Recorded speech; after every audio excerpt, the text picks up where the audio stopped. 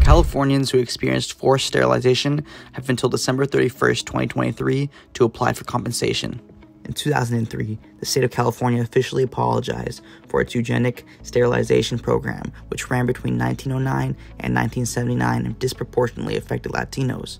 The message came from then-Governor Gray Davis, Attorney General Bill Lockyer, and a resolution passed by the state Senate expressing profound regret. It was then, in 2021, the state legislature passed Assembly Bill AB 137, creating the California Forced or Involuntary Sterilization Compensation Program, allocating $4.5 million of compensation for victims. According to the reparations report, California's eugenic sterilization program began in 1909 with the passage of Chapter 720 of the Statutes of 1909 and 1917, which authorized medical superintendents in state homes and state hospitals to perform asexualization on patients. This allowed medical personnel in California institutions to sterilize men and women who they identified as affected with mental disease, which may have been inherited and is likely to be transmitted to descendants. The report states that although many people did consent to these sterilizations, they were often a condition of release from commitment.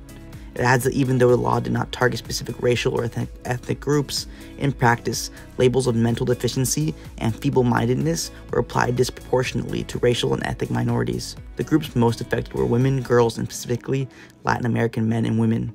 Concretely, women and girls were 14% more likely to be sterilized than men and boys.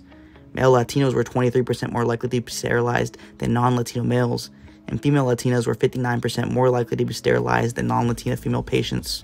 According to the California Reparations Report, released on June 29, 2023, as of December 20, 2022, the program had received 309 applications, denied 102, and approved 45, while 159 were still being processed.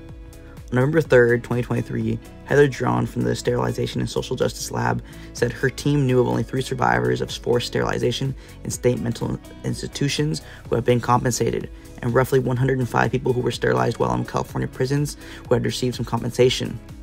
According to the report, experts estimate that there may be about 600 people alive today who qualified for compensation.